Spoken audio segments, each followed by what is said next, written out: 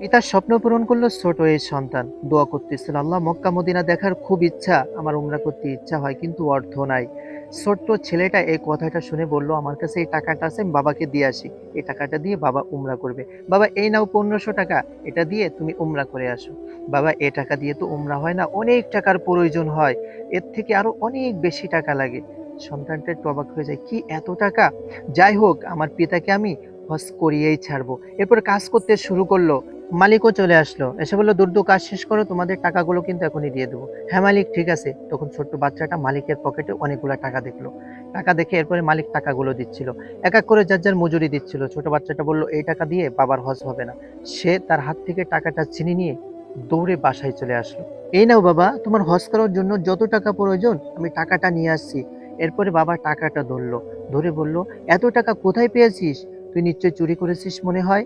এরপরে ছোট্ট বাচ্চাটা বলল, "হ্যাঁ বাবা, আমি মালিকের কাছ থেকে হাত থেকে চুরি করে টাকাটা নিয়ে আসছি।" বাবা একটা থাপ্পড় মেরে দেয়। "তোর এই হারাম টাকা দিয়ে আমার হজ করার কোনো প্রয়োজন নাই। আমি অন্ধ হতে পারি কিন্তু এই হারাম টাকা দিয়ে আমি হজ করব না। সরি বাবা, আমি ভুল করেছি।" এরপরে পিতা বলল, "যাও, তোমার মালিকের কাছে টাকাটা ফেরত দিয়ে আসো।" বাচ্চাটা মালিকের কাছে চলে আসলো। এসে বলল, "মালিক, আমাকে ক্ষমা করে দিবেন। এই নিন আপনার টাকাটা।"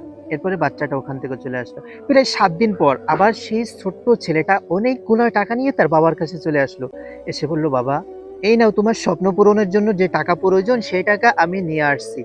এরপরে তার বাবা টাকাগুলো ধরলো। ধরে বলল, "কিরে, এই টাকা তো আবার চুরি করে আনিসনি?" "না বাবা, আমার কষ্টের টাকা, আমি চুরি করে আনিনি।" "না, সত্যি কথা বল।" মালিকও চলে আসলো। এসে বলল, "না, ও সত্যিই বলছে। এই টাকাটা ওরই, ওর কষ্টের উপার্জন।" কল্পনায় দেখাচ্ছিল। মালিক তাকে ডাক দিয়ে বলল, "এই টাকাটা হালালভাবে তোমাকে দিতে পারি।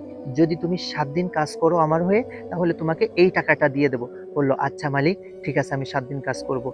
পিতার স্বপ্ন পূরণ করতে ছোট্ট বাচ্চাটা কাজ করতে আবার শুরু করলো। এইভাবে তার পিতার স্বপ্নটা পূরণ করলো এবং মালিক তাকে সম্পূর্ণ টাকাগুলো দিয়ে দিল। পিতা মালিকের এই কথাগুলো শুনে সত্যি অনেক খুশি হয়ে গেল এবং মালিক বলল যে, "আপনি অনেক ভাগ্যবান, এমন একটা সন্তান আপনি পেয়েছেন এবং আপনি অন্ধ হয়েও আল্লাহ তাআলার কাছে দোয়া করেছিলেন, আল্লাহ তাআলা কবুল করে নিয়েছে।" সন্তানকে বুকে জড়িয়ে নিল। প্রিয় বন্ধুরা, আপনার পিতামাতাকে যদি হজ করানোর ইচ্ছা হয় তাহলে অবশ্যই কমেন্ট বক্সে আমিন লিখে যাবেন।